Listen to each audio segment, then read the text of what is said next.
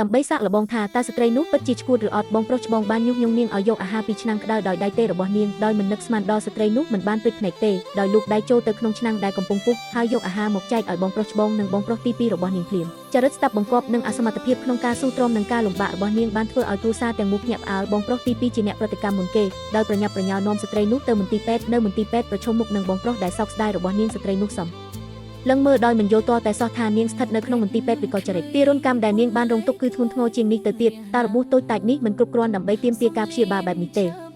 វាបានបង្ហាញថាស្ត្រីនោះពិតជាកូនស្រីពិតរបស់គ្រួសារឈីនប៉ុន្តែត្រូវបានកូនស្រីខ្លាំងខ្លាយចិញ្ចឹមដាក់ក្នុងទ្រុងហើយត្រូវបានបងប្រុសរបស់នាងបញ្ជូនទៅមន្ទីរពេទ្យវិកលចរិតដោយបង្ខំនៅទីនោះនាងមិនត្រឹមតែទទួលរងការរំលោភបំពានពីអ្នកជំងឺវិកលចរិតផ្សេងទៀតប៉ុណ្ណោះទេប៉ុន្តែថែមទាំងត្រូវបានធ្វើទារុណកម្មយ៉ាងឃោរឃៅដោយគ្រូពេទ្យផងដែរដែលនៅទីបំផុតត្រូវបានបង្ខំឲ្យខ្លាចជាអ្នកជំងឺដែលប្រើអំពើហិង្សាពិតប្រាកដខ្ញុំបានប្រាប់អ្នកហើយអ្វីគឺអាចទៅរួចនៅទីបំផុតគាត់បានឈ្នះលើអ្នកជំងឺផ្លូវចិត្តទៅទៀតទាំងអស់ហើយសូម្បីតែនាយកមន្ទីរពេទ្យក៏បានប្រព្រឹត្តចំពោះគាត់ដោយការគោរពនៅទីបំផុតនាយកថែមទាំងបានចាត់វិធានការដើម្បីតាក់ទងគ្រួសារឈីនដោយអង្វរពួកគេឲ្យយកគាត់ត្រឡប់ទៅវិញដោយនិយាយថាក្រុមគ្រួសាររបស់អ្នកនឹងមកទទួលអ្នក6 ខែក្រោយមកស្ត្រីនោះទីបំផុតបានរត់គេចខ្លួនចេញពីមន្ទីរពេទ្យវិកលចរិតដែលជាឋានរកដ៏រស់រវើកមួយពេលឃើញបងប្រុសទី2របស់នាងសំណួរដំបូងរបស់គាត់គឺថាតើនាងដឹងឬអត់ថានាងបានធ្វើខុសដោយបានឆ្លងកាត់ការលំបាកនៅក្នុងមន្ទីរពេទ្យវិកលចរិតស្ត្រីនោះដឹងពីរបៀបឆ្លើយគាត់រួចហើយបងប្រុសទី2របស់នាងពេញចិត្តយ៉ាងខ្លាំងបន្ទាប់មកនាងបានដើរតាមគាត់ទៅផ្ទះជាពិសេសត្រូវការអនុញ្ញាតពីគាត់ដើម្បីចូលបងប្រុសច្បងរបស់នាងមិនបាក់អើបដល់ឈឺចាប់អំពីស្ត្រីនៅក្នុងមន្ទីរពេទ្យវិកលចរិតហើយចិត្តរបស់គាត់ចាប់ផ្ដើមមិនស្រួលគាត់បានលេបថ្នាំដែលគ្រូពេទ្យបានឲ្យគាត់យ៉ាងលឿនមុនពេលគាត់ចាក់ចេញនៅពេលដែលគ្រូពេទ្យបានប្រាប់គាត់ថាគាត់ចង់សម្លាប់នរណាម្នាក់នាងបានញ៉ាំថ្នាំមួយគ្រាប់ប៉ុន្តែសកម្មភាពនេះបានបញ្ឆេះកំហឹងរបស់បងប្រុសរបស់នាងដែលមានអារម្មណ៍ថានាងកំពុងធ្វើពុតជាទុនខ្សោយដើម្បីទទួលបានការអាណិតអាសូរស្ត្រីនោះគ្មានជំរើសអ្វីក្រៅពីសុំទោសយ៉ាងរហ័សដោយនិយាយថានាងមិនមានន័យដូច្នោះទេនៅល្ងាចនោះប្អូនស្រីដែលមានល្បិចក៏បានធ្វើពុតជាយកទឹកដោះគោមកឲ្យស្ត្រីនោះ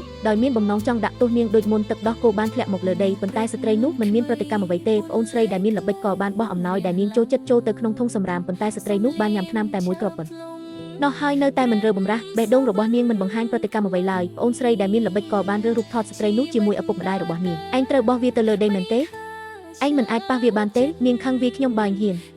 និយាយបែបនេះនាងក៏បោះរូបថតទៅលើដីរួចទះកំភ្លៀងគាត់នេះជាលើកដំបូងហើយដែលគាត់ជួបប្រទះនឹងសំណើហួសហេតុបែបនេះបងស្រីដែលមានល្បិចកនោះបានដួលទៅលើដីភ្លាមស្រែករកជំនួយបងប្រុស2នាក់របស់នាងបានប្រញាប់ប្រញាល់ចូលមកចាប់ប្រកាន់ស្ត្រីនោះដោយគ្មានការពន្យល់អ្វីទាំងអស់ហើយពាក្យសម្ដីរបស់ពួកគេកាន់តែសាហាវទៅស្ត្រីនោះមិនអាចជឿថាបងប្រុសច្បងរបស់នាងអាចនិយាយរឿងខុសខើបែបនេះបានទេដូច្នេះនាងក៏ទាញយកអ្នកជំងឺផ្លូវចិត្តម្នាក់ចេញពីហោប៉ៅរបស់នាងគាត់បានស្ពតដោយផ្អែកលើជំងឺផ្លូវចិត្តរបស់គាត់ថាបងស្រីរបស់គាត់ដែលមានល្បិចកជាអ្នកទទួលខុសត្រូវចំពោះអ្វីគ្រប់យ៉ាងទោះជាយ៉ាងណាក៏ដោយបងប្រុសនិងបងស្រីរបស់គាត់ច្បាស់ជាមិនជឿថាគាត់ពិតជាមានជំងឺផ្លូវចិត្តនោះទេបងប្រុសថែមទាំងបានបង្ខំស្ត្រីនោះឲ្យប្រគល់បន្ទប់នោះទៅឲ្យបងស្រីរបស់គាត់ទៀតផងដោយមិនស្ទាក់ស្ទើរស្ត្រីនោះបានចាប់ផ្ដើមរៀបចំកម្រាលពូភ្លាមដែលធ្វើឲ្យបងស្រីសប្បាយចិត្តយ៉ាងខ្លាំងនាងចង់ស្នាក់នៅក្នុងបន្ទប់នេះយូរមកហើយបន្ទាប់មកបងប្រុសបានប្រាប់ស្ត្រីនោះឲ្យរើកម្រាលពូទៅបន្ទប់ទុកស្ត្រីនោះបានយកកង់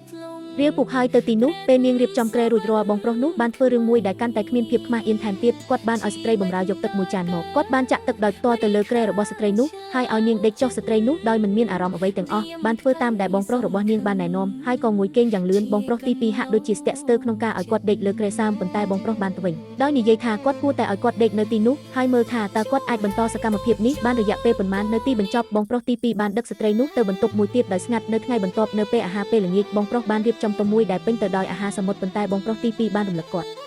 ថាស្ត្រីនោះមានអាឡែស៊ីនឹងអាហារសមុទ្របងប្រុសច្បងទូចឲ្យស្ត្រីនោះបរិភោគវាគាត់នៅតែមិនទុកចិត្តនាងហើយចង់សាកល្បងនាងម្ដងទៀតដោយមិនស្ទាក់ស្ទើរស្ត្រីនោះបានរើសអាហារសមុទ្រមកបរិភោគស្រាប់តែមានកន្ទួលរមាស់ពេញខ្លួនរបស់នាងយ៉ាងឆាប់រហ័សដោយសារតែប្រតិកម្មអាឡែស៊ីបងប្រុសទី2បានប្រញាប់ប្រញាល់នាំនាងទៅមន្ទីរពេទ្យនៅពេលនេះបងប្រុសច្បងចាប់ផ្ដើមសង្ស័យប្អូនស្រីរបស់គាត់ដែលមានល្បិចកប៉ុន្តែនៅពេលដែលនាងពន្យល់គាត់បានដឹងថាគាត់កំពុងគិតច្រើនពេកទោះជាយ៉ាងណាក៏ដោយប្អូនស្រីដែលមានល្បិចកនោះមានការភ័យស្លន់ស្លោដោយខ្លាចនាងនឹងបាត់បង់ការពេញចិត្តដូច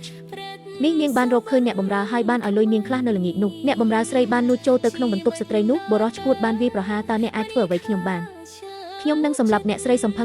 ឹងទីបន្ទាប់មកគាត់បានរើសយកប្រដាប់ក្មេងលេងមួយដែលស្ត្រីនោះចាត់ទុកថាជារបស់ហាមឃាត់រួចហែកវាចោលជាបំណែកនៅចំពោះមុខនាងស្ត្រីនោះត្រូវបានគ្របដណ្ដប់ដោយចំណងចង់សម្លាប់យ៉ាងខ្លាំងហើយក៏បានលូកដៃទៅរកវាយ៉ាងលឿនប៉ុន្តែត្រូវបានអ្នកបម្រើទះកំភ្លៀងទៅលើដីនៅពេលនេះវិចារញ្ញាណចុងក្រោយរបស់ស្ត្រីនោះបានដួលរំទាំងស្រុងនេះគឺជាថ្នាំដែលនាងតែងតែចង់សម្លាប់ប្រសិនបើនាងចង់ធ្វើសកម្មភាពវាគឺជាថ្នាំគ្រាប់មួយគ្រាប់ប៉ុណ្ណោះ